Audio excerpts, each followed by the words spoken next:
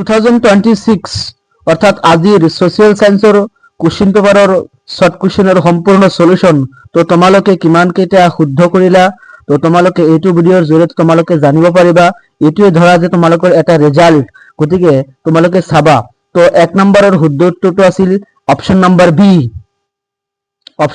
টো আছিল শুদ্ধ উত্তৰ আৰু 2 নম্বৰৰ আছিল অপচন নম্বৰ ডি প্ৰধানমন্ত্ৰীৰ সূৰ্য ঘৰ আঁচনি এইটো হৈছে ডি নম্বৰৰ কারেক্ট आंसर হব তো তোমালোকে কোনটো লিখিছা অপশন লিখিছা তোমালোকে ডেসক্রিপশনে জানাবা আৰু 3 নম্বৰৰ শুদ্ধ উত্তৰটো হৈছে সি 4 নম্বৰৰ শুদ্ধ উত্তৰটো হৈছে বি নম্বৰটো হ'ব 1 আৰু 3 এতিয়া 5 নম্বৰৰ কোশ্চেনটো হৈছে তলৰ কোনকেইটা উক্তি শুদ্ধ তো তোমালোকে ইয়াতে পঢ়ি চাবা আৰু শুদ্ধ উত্তৰটো হ'ব সি 6 নম্বৰৰ শুদ্ধ উত্তৰটো হৈছে অপশন নম্বৰ সি দুয়োটাই সি এটাও সি 7 নম্বৰৰ শুদ্ধ উত্তৰটো হৈছে অপশন নম্বৰ ডি তো যাৰ পৰা আমি কোশ্চেনটো পঢ়িছিলো হি সি টো দিছে গতিকে এইটো নহয় ডি নম্বৰটো কাৰেক্ট হ'ব আৰু এবাৰ সোশ্যাল সায়েন্সৰ কোশ্চেন প্যাটাৰ্নবোৰ অলপ টান হৈছে তো সকলোৱে কৈ আছে গতিকে এবাৰ কোশ্চেনবোৰ বহুতে হদা মোৰ ভাবমতে মিস্টেক হৈছে 8 নম্বৰটো হৈছে শুদ্ধটো ডি হ'ব ডি নম্বৰটো হৈছে সমাজ বিজ্ঞানৰ শিক্ষক এজনে ইয়াতে বহুতখিনি দিছে তো তোমালোকে এই অপশন নম্বৰ ডি টো হ'ব কাৰেক্ট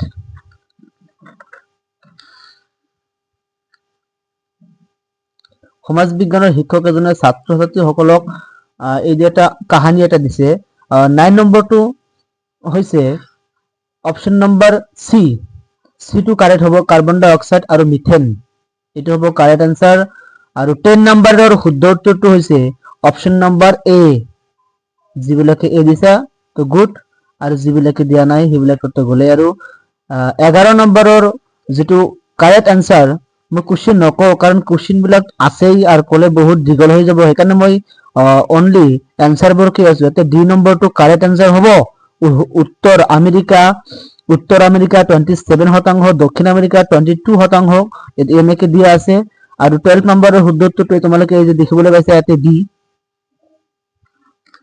এতিয়া আহিল 13 নম্বৰৰ যেটো মহাদেশৰ বিষয়ে অলপ দিছে এটো হৈছে বি কেনবেৰা আছিল এটো কেনবেৰা ইউৰোপ বাগদাদ মাদাগাস্কাৰ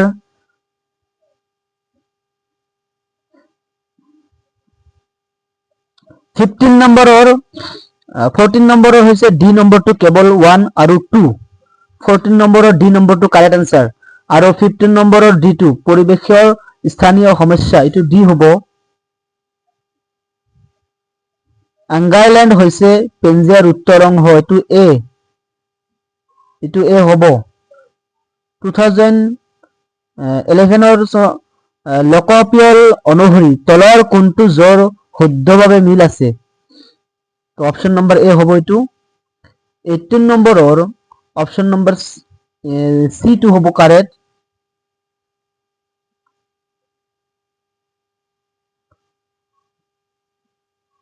19 এটো কাৰেক্ট হয়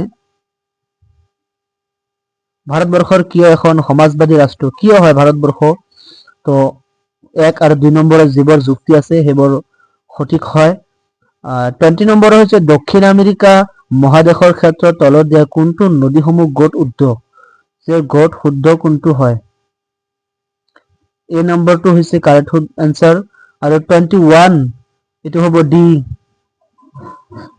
ডি নম্বৰটো কাৰেক্ট आंसर হ'ব ৰাষ্ট্ৰসংঘ সম্পৰ্কে তলৰ কোনটো মানে শুদ্ধ উক্তি শুদ্ধ ডি নম্বৰটো ৰাষ্ট্ৰসংঘৰ কোনটো অভিকৰণ বিশ্বজুৰি স্বাস্থ্য ক্ষেত্ৰৰ পদক্ষেপসমূহ প্ৰসাৰিত কৰাৰ বাবে মূলত দায়বদ্ধ এটো WHO সি হ'ব কারেক্ট आंसर এতিয়া আহিল 24 এটা অলপ কাহিনী সিস্টেম দিছে যে ধৰা হওক তুমি বাছেৰে গুৱাহাটীৰ পৰা ডিব্ৰুগড়লৈ গৈ আছা তো এটো শুদ্ধটো এ হ'ব মই কৈ নাথাকো 25 এটো বি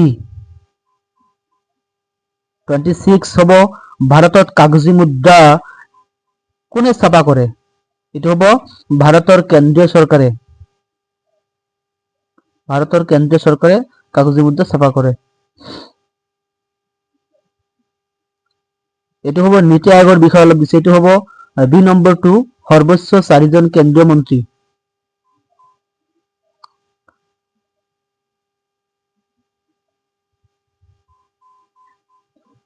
অশুদ্ধ উক্তিটো বাছি উলিওৱা। অশুদ্ধ উক্তিটো বাছি উলিয়াবলৈ দিছে। ইয়াতে হ'ব ডি নম্বৰ 2 অশুদ্ধ।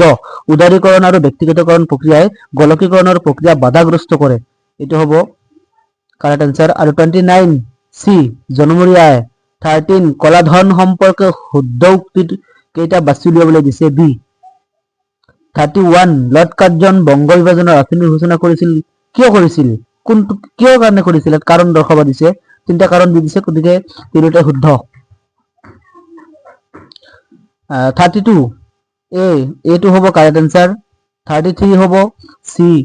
চিটো হ'ব 16 অক্টোবৰ। এইটো হ'ব কাৰেক্ট আনসাৰ। 34 হ'ব তোমালোকৰ এ। এইটো হ'ব কাৰেক্ট। এইটো মিলাবলৈ দিছে ইয়াতে। আৰু বংগীয় কলা সংসদৰ লক্ষ্য কি আছিল? এইটো কৈছে চি হ'ব কাৰেক্ট আনসাৰ। 36 তলৰ চাৰিটা উক্তি উল্লেখ কৰা আছে। তোমালোকে এই চি নাম্বাৰটো হ'ব কাৰেক্ট। 3 আৰু 4 এইটো কাৰেক্ট হ'ব। তোমালোকে যিবিলাকে চি নাম্বাৰটো দিছে সেইবিলাকৰ শুদ্ধ হৈছে। কাৰণবিলাক দিয়া আছিল সত্যাগ্ৰহ আৰু অহিংসা আন্দোলন গান্ধীজীক এজন অতি সম্ভাৱনাপূৰ্ণ সৰ্বভাৰতীয় নেতাৰ ৰূপত প্ৰতিষ্ঠা কৰা নাছিল। এই তথ্য অশুদ্ধ। এনেদৰে কেইটামান 4টা তথ্য দিছে। 37টো হৈছে ৰাইজমেল, ফুলগুৰি ধাৱা, ৰঙিয়াৰ কৃষক বৃদ্ধ, পথৰু ঘাটৰ কৃষক বৃদ্ধ। এই ডি নাম্বাৰটো ডাইৰেক্ট মিল আছে, গতিকে এইটো হ'ব কাৰেক্ট আনসাৰ ডি। ডিটো কাৰেক্ট হয়। 38 তলত উল্লেখ কৰা বৈশিষ্ট্যসমূহৰ পৰা বিদ্ৰোহটো চিনাক্ত কৰিবলৈ দিছে ইয়াতে। এইটো হ'ব ফুলগুৰি ধাৱা চি। ফুলগুৰি ধাৱা যে হৈছিল। 39 এইটো হ'ব অপশ্যন নম্বৰ চি অৰ্থনৈতিক শোষণ হ'ব এইটো।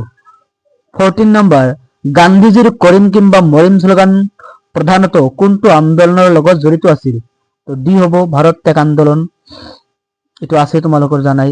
আৰু 41 আনন্দৰাম ঢেকিয়াল ফুকনৰ বিষয়ে শুদ্ধ উক্তিটো মানে বাছি উলিয়াব লাগিছে। এইটো বি হ'ব। B number 42 B Bal Gangadhar Tilak স্মৃতিত। এইটো হ'ব 43 এ বাহ অসমীয়া ভাষাৰ আধুনিক ৰূপটো বিকশিত হৈছে অৰুণোদয়ৰ জৰিয়তে। আৰু কাৰণ এইটো হৈছে প্ৰথম বাতৰি কাকত। আৰু আসাম এছ'চিয়েশ্যন 45 আসাম এছ'চিয়েশ্যন 1903 চনত হৈছিল। তো এইখিনি 45 আৰু বৰ্ড কুৱেশ্যনবিলাক ইফালে আছে। তো মই সেইবোৰ দিয়া নাই। এটা অকল শৰ্ট কুৱেশ্যনৰ সলিউশ্যন দিছো। তো তোমালোকে মিলাই লোৱা কাৰ কেইটা কিমানটা শুদ্ধ, কোনে কিমান মাৰ্কছ পাবা, এইটো কমেণ্টত জনাবা।